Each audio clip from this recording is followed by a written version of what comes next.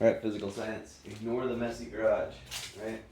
Let's focus on this pumpkin pendulum. So I want to go through a little addition to Mr. England's lab. So he's having you calculate the velocity of a pendulum right at the bottom of its arc so that you can figure out what the potential energy change or potential to kinetic energy changes, and you can actually calculate the velocity down here. So how fast is this pumpkin going? And figure out if energy is really being transferred from position to speed. So my addition is I want you to design a pendulum, and this is just more of a challenge that you can work on throughout the week. Design a pendulum and then tell us what things about the pendulum or what variables affect its period. So what a period is the time that it takes for the pendulum to swing out and back to its starting position. So this would be one period. Okay. Now it's hard to time one, especially for small pendulums. So if you want to find a period and calculate it accurately, you can average it. So if I was to say count 5 periods and time it, so I don't have a stopwatch on me, but imagine this. So I hit start. 1, 2, 3, 4, 5. Okay, and I hit stop right then to 5. Sorry, my fake stopwatch. Okay, let's say that takes 15 seconds. Well, 15 seconds divided by 5, right, periods, then that would be 3 seconds per period. So 3 seconds would be the period of the pendulum.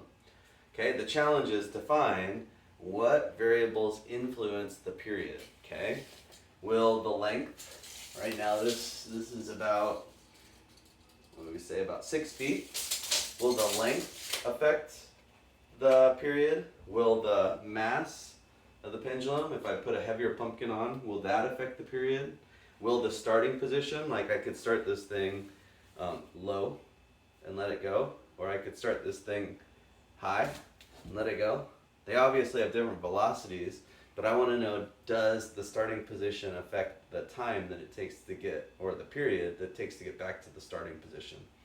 Okay, so those 3 variables and any other variables you can think of, okay, but I think those are the big 3. Which ones impact the period? And you can do a little write-up or a little video summary telling us what makes the big difference in a pendulum.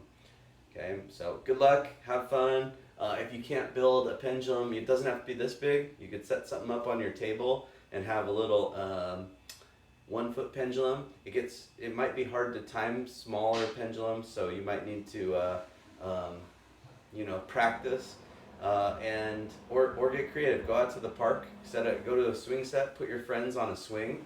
See if maybe you've got a little friend and a big friend, and you can see if mass affects the period of the swing. They won't be able to pump, right? They need to just be a motionless mass.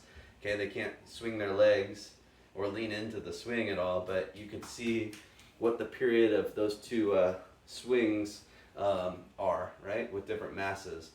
You might be even able, I was at Lewis and Clark and people had wrapped the swing chain like around the pole. I had to fix it. So make sure if you're changing the length of the swing on a playground that you put it back to how you found it. But be creative, send us a video, or you could type up your results and tell us what affects the period of a pendulum. Okay, good luck.